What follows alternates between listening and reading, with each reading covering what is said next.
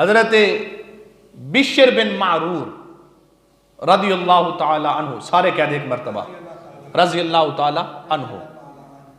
حضرت بشر بن معرور میرے آقا علیہ السلام کے صحابی ہیں۔ اب صحابی نے مصطفیٰ سے کس طرح محبت کی، صحابہ کا سرکار سے محبت کا انداز دیکھیے۔ میرے آقا کے صحابی ہیں حضرت بشر بن معرور۔ غزوہ خیبر کے موقع پر مصطفیٰ کریم علیہ السلام کی ذات برکات، آپ بھی تشریف فرما تھے، صحابہ بھی تھے، تو ایک یہودی خاتون اس نے پوچھا بھی مسلمانوں کے نبی جو ہے نا یہ گوشت تو کھاتے ہیں، لیکن جانور کے کون سے حصے کا گوشت زیادہ پسند کرتے ہیں؟ اب یہودی خاتون نے یہ مسئلہ پوچھا بھی، تو اس کو بتایا گیا کہ کریم نبی جو ہے نا دستی کا گوشت، بکری کے دستی کا جو گوشت ہے نا، مصطفیٰ علیہ السلام اس کو زیادہ پسند فرماتے ہیں۔ اب اس نے کیا کیا، وہ گئی اپنے گھر میں، کیونکہ اس کے دل میں بغض تھا، وہ اپنی دشمنی نکالنا چاہتی تھی، سرکار علیہ السلام سے جناب والا وہ نفرت کرتی تھی، دشمنی کرتی تھی سرکار سے۔ اب اس نے پوچھا بھی سرکار کون سا گوشت پسند کرتے گئے، سنیے گا اس بات کو۔ تو اس کو بتایا گیا، وہ گئی گھر میں، اس نے دستی کا گوشت تیار کیا، بہترین طریقے سے سالن بنایا۔ سالن بنانے کے بعد غلیظ ترین ظاہر، جو اس کو اگر تھوڑا سا بھی جناب والا لیا جاتا تو آدمی مر سکتا تھا، غلیظ ترین اس زہر کو اس گوشت میں مکس کر کے سالن بنا کے روٹیاں بنا کے مصطفیٰ کریم علیہ السلام کی خدمت میں اس نے آ کر پیش کر دیا۔ جب سرکار کی خدمت میں وہ گوشت آیا، روٹیاں آ گئیں، اب سنیں میرے آقا کے غلام صحابہ کس طرح مصطفیٰ سے محبت کرتے تھے۔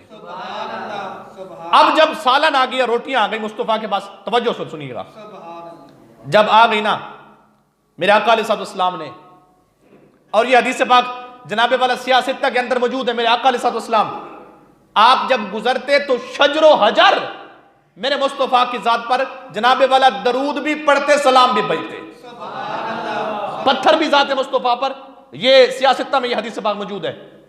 اب روٹی آ گئی، سالن آ گیا میرے مصطفیٰ کے سامنے، آقا علیہ السلام نے آپ نے توڑا، لقمے کے ساتھ جب سرکار نے بوٹی اٹھائی نا تو پکا ہوا سالن، اب کہاں پہ وہ جانور ذبح ہوا، کہاں سے آیا، سننے کے بعد پھر آپ نے بولنا ہے، کہاں سے جانور آیا، کہاں پہ ذبح ہوا، کہاں پر اس کا گوشت تیار ہوا، کس نے خریدا، پھر اس کو پکایا گیا۔ پکانے کے بعد جب زہر ڈال کر مصطفیٰ کے سامنے رکھا گیا نا، کریم نبی نے جب لقمہ توڑا نا، جب بوٹی اٹھائی تو زہر ملا ہوا تھا سالن کے اندر، تو بوٹی نے بولنا شروع کر دیا، حضور مجھے نہ کھائیں، میرے اندر زہر ملا ہوا ہے۔ بولے پیار سے سبحان اللہ۔ اب وہ پکا ہوا گوشت، پکا ہوا سالن، تو میرے آقا علیہ السلام نے، آپ نے اس لقمے کو وہاں پر رکھ دیا، کریم نبی نے نہیں کھایا۔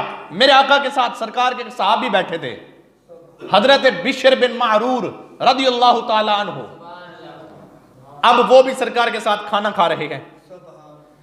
سرکار نے اٹھایا، صحابی نے بھی اٹھایا، تو کریم نبی سے جب بات ہوئی آپ نے واپس رکھ دیا، تو اتنے میں اس غلام نے لقمہ سالن میں لگا کے منہ میں ڈال لیا۔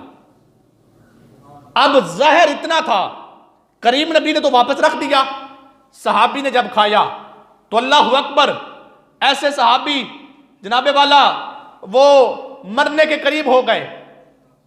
اب زہر نے اتنا اثر کیا، صحابی کے جان پہ آ گئی۔ اب دیکھیں صحابی نے کیا کیا، اس لقمے کو باہر نہیں نکالا، اس لقمے کو باہر نہیں نکالا، بلکہ اس کو کھا گئے، اس کو کھا گئے۔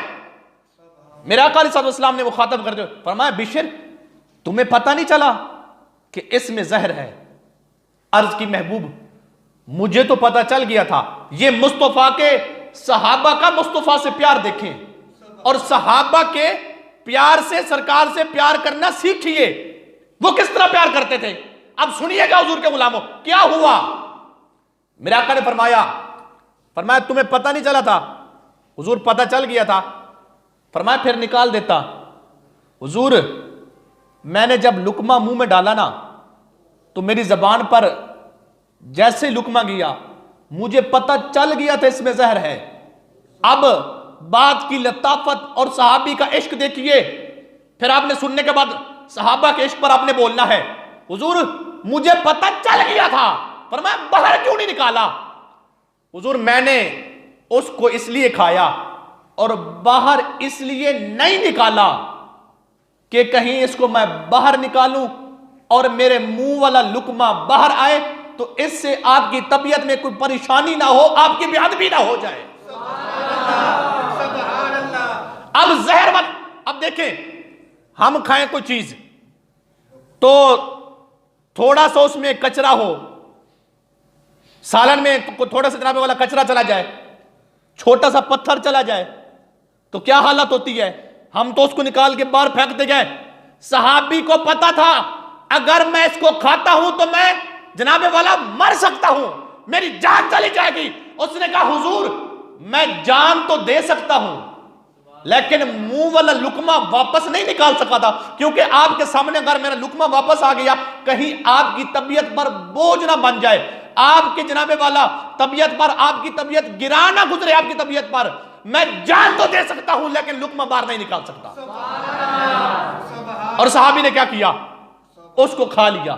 اس لیے میرے امام کہتے ہیں یا رسول اللہ کروں تیرے نام پہ جاں فدا۔ پڑھ دوں اس طرف سے بات کہا میں آپ بھی بولیں کیا کہتے ہیں؟ کروں تیرے نام پہ جاں فدا۔ حضرت بشر بن معرور یوں کہہ رہے تھے حضور یہ تو ایک جان ہے نا، کروں تیرے نام پہ جاں فدا، بس ایک نہیں دو جاں فدا، دو جاں سے بھی نہیں جی بھرا، کروں کیا کروڑوں جہاں نہیں۔ صحابی نے جان پیش کر دی اور وہ لقمہ بار۔ اب مجھے بتائیں کس کتاب میں تھا کہ بھی ایسے ایسے ہونا ہے، ایسے ایسے لقمہ تو نے کھانا ہے، زہر ہے، پھر اس کو جناب والا تو نے کھا جانا ہے لقمے کو؟ کسی کتاب میں تھا؟ کسی کتاب میں نہیں ہے۔ تو اس لیے میں کہتا ہوں صحابہ مصطفیٰ سے پیار نہیں عشق کرتے تھے، اور عشق جو ہوتا ہے نا وہ دلیل کا محتاج نہیں ہوتا۔ عشق دلیل کا محتاج، عشق دلیل مصطفیٰ سے پیار کرنا ہے تو صحابہ والا پیار کرنا ہے۔ اور آپ اللہ رب العزت سے سب کچھ مانگتے ہو، دولت مانگتے ہو، رزق مانگتے ہو، اولاد مانگتے ہو، صحت مانگتے ہو، سب کچھ مانگتے ہو، لیکن یہ بھی جب آپ یہ ساری دعائیں کریں نا تو یہ بھی دعا کیا کریں اللہ ہمیں مصطفیٰ کا عشق نصیب فرما۔